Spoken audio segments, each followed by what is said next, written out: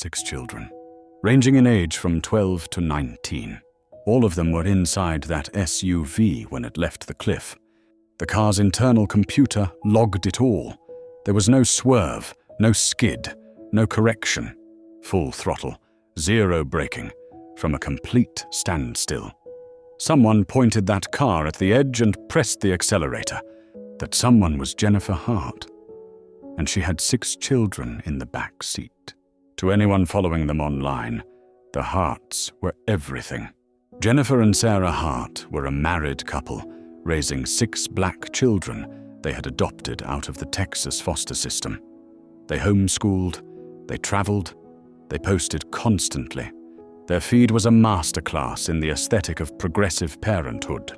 Farmers' markets, protest signs, handwritten notes about love and chosen family. They had tens of thousands of followers. And then there was Devonte. In 2014, at a Ferguson Solidarity rally in Portland, a photographer captured Devonte Hart, then 12 years old, crying and hugging a police officer. The image went everywhere. National news, morning shows. It became a symbol. Devonte became the face of the Hart family brand.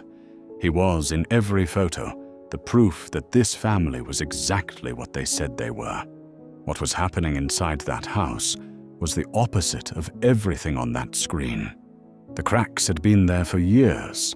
In 2011, neighbors in West Minnehaha, Minnesota, reported that Abigail Hart, then around 8 years old, had shown up at their door asking for food. She said she was hungry. She said she often was. Child Protective Services visited. Jennifer and Sarah gave explanations. The case was closed. In 2010, a year earlier, Sarah Hart had pled guilty to domestic assault of a child in Minnesota. The record existed. It was findable. It did not stop the family from being publicly celebrated for years afterward. 3 states, 3 CPS contacts, closed each time. Now think about that for a second. Every time the pressure built, they moved. Oregon came next, then a rural property in Woodland, California. 50 acres, isolated, no close neighbors. By early 2018, the family was in Woodland, and a neighbor there, Dana DeKalb, had already called CPS. He'd seen the children. Specifically, he'd seen Devonte. Devonte had come to DeKalb's door multiple times, asking for food. He told DeKalb the children were not allowed to eat as punishment. DeKalb filed the report on March 23, 2018. A welfare check was scheduled for March 26th. On March 25th, one day before investigators were due to arrive, Jennifer and Sarah loaded the children into the GMC Yukon. They drove north along Highway 1 toward Mendocino. They stopped somewhere along that cliff road. And then they didn't stop. The call came in just after 11 a.m. on March 26th. A passerby spotted the wreckage at the base of the cliff. Recovery teams worked the site for days. They found Jennifer, they found Sarah, they found 5 of the 6 children. Marcus, 19, Jeremiah and Abigail, 14, Hannah, 16, Sierra, 12. Devonte was not among them. The toxicology reports came back. Jennifer Hart's blood alcohol level was 0.102 at time of death, over the legal limit. Sarah and at least 3 of the children tested positive for diphenhydramine, Benadryl, at concentrations high enough to cause significant sedation. The children had been sedated before the car went off the cliff.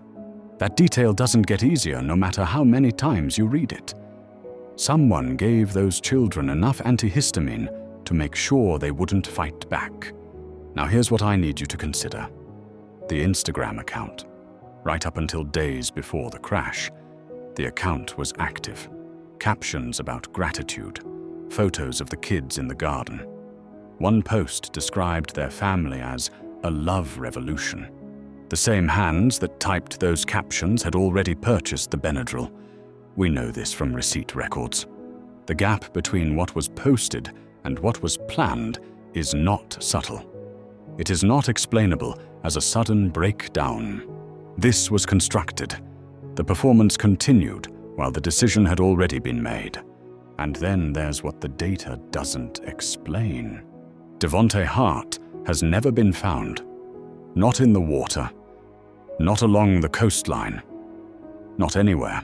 Ocean forensics and current modeling were used to project where a body, if present, would likely have traveled from that crash site. Search teams followed those projections, came up empty. There are two possibilities that investigators and the public have argued about since 2018. The first, the ocean took him. Current, depth, conditions. His body simply was not recoverable. The second, and this is the one that keeps this case file open, is that Devonte was not in that car. No confirmed physical evidence placed all 6 children inside the vehicle at the moment of impact. The seating capacity, the seatbelt forensics, the body recovery pattern, none of it conclusively closes the question. As of 2026, Devonte Hart remains a missing person. His case is open. His file has no resolution. There's a photograph of Devonte that most people know. 12 years old. Tears running down his face. A sign around his neck reading, "Free hugs." It became an icon of something hopeful. What nobody in those newsrooms asked, at the time, was why a 12-year-old boy was crying. Not the performed question, the real one. What was happening in that house that made a 12-year-old seek comfort from a stranger in a uniform at a public rally? The Instagram account told one story, the locked pantry told another. The neighbor's door, knocked on by hungry children, told another, and the cliff told the last one. The system that was supposed to catch this had 6 chances, across 3 states, multiple reports, a criminal conviction on record. 6 children still got in that car. Devonte would be 22 years old today. Somewhere there is either an ocean that holds an answer nobody can reach, or there is a 22-year-old man who walked away from a cliff road in Mendocino County in 2018 and has not been found. I'm not going to tell you which one I believe, because the honest answer is that nobody knows.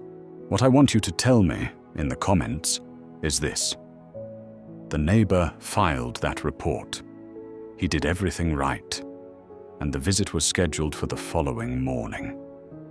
If that timeline had been 12 hours shorter, does this story end differently?